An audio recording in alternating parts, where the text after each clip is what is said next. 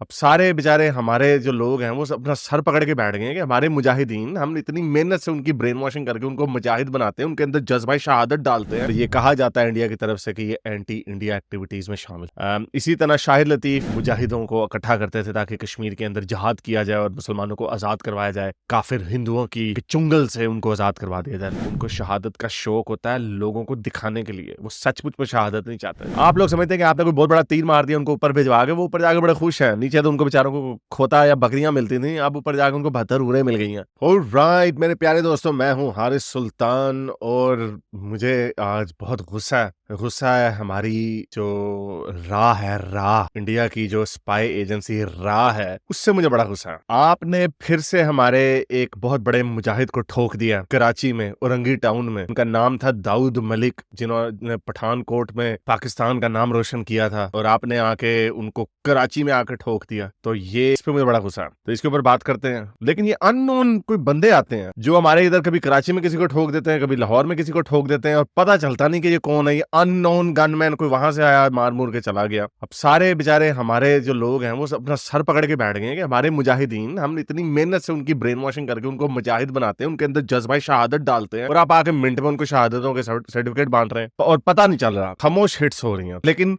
ये कोई अकेला वाकया नहीं है, इसके ऊपर बात करते हैं। लेकिन आगे जाने से पहले इस वीडियो को ज्यादा से ज्यादा लाइक करें, शेयर करें, सब्सक्राइब करें। अगर इस चैनल को सपोर्ट करना चाहते हैं तो patreon.com/हारिस सुल्तान पे जाकर पेट्रन भी बन सकते हैं। और अगर कुछ नहीं कर सकते ना, तो नीचे ये बताएं कि भाई ये जो अननोन गनमैन वाली जो शरारतें कर रहे हो भाई, ये क्यों कर रहे हो? आपको पता है एक जहादी बनाने में कितनी मेहनत लगती है? उनको हाफिज़ कुरान बनाना पड़ता है, उनको आयतें, उनकी ब्रेन वॉशिंग करनी पड़ती है, फिर वो आगे से और लोगों को रिक्रूट करते हैं, और आप आके सीधा जो हमारे ऊपर के लोग हैं उनको मार रहे हैं। ये बात सही नहीं है। तो चले चलते हैं आज की वीडियो की तरफ। तो जैसा कि मैंने आपको बताया कि अब तकरीबन हर 2-3 हफ्ते बाद, 1 महीने बाद खबर आ रही है कि हमारे बहुत बड़े बड़े जो मुजाहिदीन, उनको कोई नामालूम अफराद आके मार जाते हैं। पाकिस्तान के अंदर भी अब सेफ नहीं है। हम ये सोच रहे थे, बड़ी खुशी मना रहे थे, हम ये सोच रहे थे कि चूंकि इंडिया ने शायद कोई शरारत कनाडा में कर दी है, इसलिए पाकिस्तान ने बड़ा शोर मचाया कि देखो देखो ये कैसे हैं, ये तो हमें तो पता है वगैरह वगैरह। उधर तो शोर मचा, लेकिन इंडिया ने, मुझे नहीं पता, बैक स्टेप लिया, वेस्टर्न कंट्री है, एलाई है, वो है। लेकिन इधर का तो असी तुन के रखना। अगर ये आई एम जस्ट स्पेक्युलेटिंग, मुझे नहीं पता ये अननोन गनमैन कौन है। तो अभी कल औरंगी टाउन कराची में दाऊद मलिक को फुड़का दिया, जो मौलाना मसूद अजहर का बड़ा क्लोज एसोसिएट था। तो ये जो लेटेस्ट इंसिडेंट हुआ है, इसके अंदर दाऊद मलिक, जो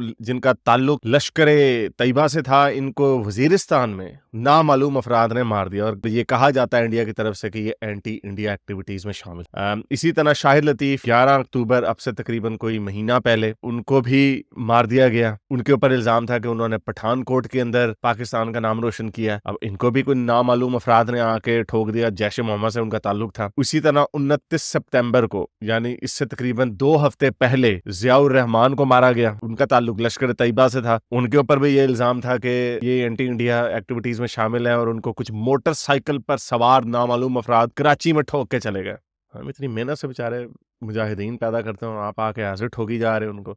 लेकिन ये सिर्फ पाकिस्तान में नहीं, इसी तरह का, मैं ये इंसिन्यूएट नहीं कर रहा कि रॉ इनको ठोक रही है, लेकिन ऑब्वियसली जो एंटी इंडिया एलिमेंट्स जो हैं सो कॉल्ड, ये मर रहे हैं, इनको कोई आके ठोक जाता है। अब इसी तरह कनाडा में, विनिपेग कनाडा में, सुखडूल सिंह को 21 सितंबर को लोगों ने मार दिया गोलियां मार के, वो भी मारे गए। इसी तरह अबू कासिम कश्मीरी 8 सितंबर को, यानी सितंबर में 3 हिट्स मारी हैं इन्होंने, जिन्होंने भी मारी, जो भी है वो दंगी अटैक राजौरी में, उनका कहा जाता है कि उसके पीछे उन्हीं का हाथ था। उनको भी अनआइडेंटिफाइड लोगों ने पाकिस्तानी कश्मीर में ठोक दिया। सरदार हुसैन अराई 1 अगस्त 2023 को, लश्कर तैयबा से उनका ताल्लुक था, उनको भी नवाबशाह कराची में नामालूम अफराद ने मार दिया। हरदीप सिंह नेचर, ये सबसे मशहूर केस है जो कनाडा में हुआ, और इसी के ऊपर बड़ा शोर मचा। ट्रूडो ने भी बोला, और इंडिया ने ऑब्वियसली उसको बड़ा वेहेमेंटली डिनाई किया। इसका भी ताल्लुक खालिस्तानी मूवमेंट से था, और खालिस्तान टाइगर फोर्स से उनका ताल्लुक था। इस वजह से ही was labelled as an anti India person, जिसकी वजह से नामालूम अफराद ने उनको ठोक दिया। अब अवतार सिंह खंडा, अब ये यूके बेस खालिस्तानी है। अब ये बर्मिंघम के हॉस्पिटल में मारे गए। अब इन्होंने इंडियन हाई कमीशन का, आपको याद होगा, इस साल के शुरू में वहां पे उसको वैंडलाइज किया था, इंडियन झंडे को, उसको पैरों की तरह रौंदा था।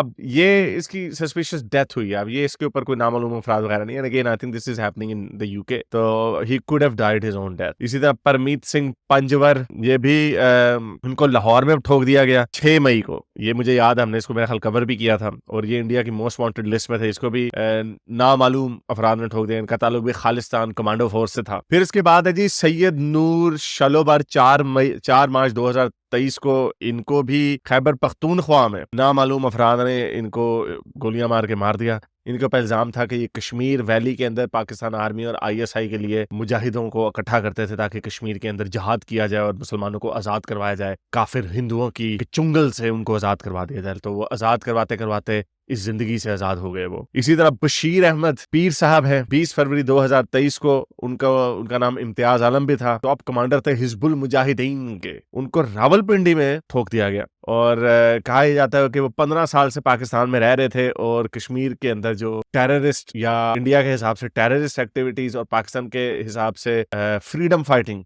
एक्टिविटीज कर रहे थे, उनको भी रावलपिंडी में नामालूम अफराद ने कहा कि ये लें, ऊपर जाएंगे आप, टाइम आपका पूरा हो गया। इसी तरह 27 फरवरी 2023 को, ये अभी हम 2023 की बात कर रहे हैं, ये 12वां नाम मैंने आपके सामने लिया, सैयद खालिद रजा, फॉर्मर कमांडर ऑफ अल बदर मुजाहिदीन है। ये कौन सी, इसका मैंने नाम भी कभी नहीं सुना। उसको भी कराची में उनको जामे शहादत उन्होंने नोश फरमाई। हिजबुल मुजाहिदीन के जो चीफ सैयद सलाहुद्दीन, इनके क्लोज टाइज थे जो हिजबुल मुजाहिदीन के जो चीफ हैं सैयद सलाहुद्दीन, और इनके ऊपर भी इल्जाम था कि जम्मू कश्मीर के अंदर दहशतगर्दियां करवा रहे हैं। एजाज अहमद आहंगर, 14 फरवरी 2023 को। इनका ताल्लुक था जी, अच्छा ये जो 13वां नाम है, ये बड़ा इंटरेस्टिंग नाम है। ये है जी एजाज अहमद आहंगर, 14 फरवरी 2023 को। अभी ये इनका भी ताल्लुक इस्लामिक स्टेट से था, IS से, और ये अफगानिस्तान के कुनार प्रोविंस में मारे गए। अब ये इनके बारे में यही यकीन किया जाता है कि ये तालिबानों ने मारा इनको, लेकिन ऑब्वियसली उनके वो एंटी इंडिया भी थे। ये एजाज अहमद आहंगर साहब ये इंडिया को पसंद नहीं करते थे। इसी तरह जी हरविंदर सिंह संधू, 19 नवंबर 2022 को, अब से तकरीबन 1 साल पहले। इनका नाम हरविंदर सिंह रिंदा भी था, संधू भी था, और इनके ऊपर खालिस्तानी होने का इल्जाम था, और ये अस्पताल में लाहौर में ये भी शहीद हो गए। इनके ऊपर इल्जाम था कि इन्होंने जो पंजाबी सिंगर सिंधु मूसावाला, उनके कत्ल के पीछे इनका हाथ था, और क्या कहा जा सकता है। 15वें साहब जो है वो है रिपू दमन सिंह मलिक। ये थे जी बाबर खालसा खालिस्तानी टेररिज्म से इनका भी ताल्लुक खालिस्तानी मूवमेंट से था, जिसको इंडिया दहशतगर्द मूवमेंट कहता है, और इनको सरी कनाडा में मारा गया, और ये had previously face charges related to 1985।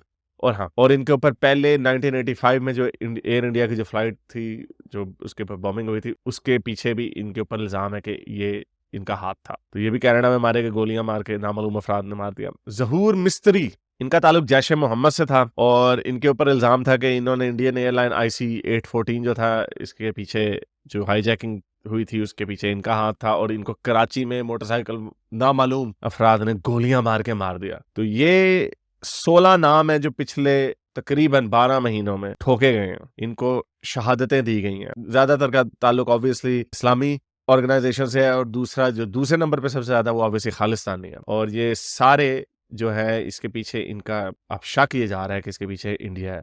तो मैंने यही कहना था कि भाई, आप उनको शहादत का शौक होता है लोगों को दिखाने के लिए, वो सचमुच में शहादत नहीं चाहते, लेकिन आप है कि उनको शहादतों के सर्टिफिकेट दिए जा रहे हैं। आप लोग समझते हैं कि आपने कोई बहुत बड़ा तीर मार दिया, उनको ऊपर भिजवा के वो ऊपर जाकर बड़े खुश हैं। नीचे तो उनको बेचारों को खोता या बकरियां मिलती थी, अब ऊपर जाकर उनको 72 उड़े मिल गई हैं। तो पता नहीं ये क्या हो रहा है, आप उनको तो समझ नहीं आवते। कनाडा ने ऑब्वियसली शोर मचाया, उसके बाद एक और भी लुढ़क गया, लेकिन अब पता नहीं, आई डोंट अंडरस्टैंड कि ये बात कहाँ पे जाके रुकेगी और इसके पीछे कौन है।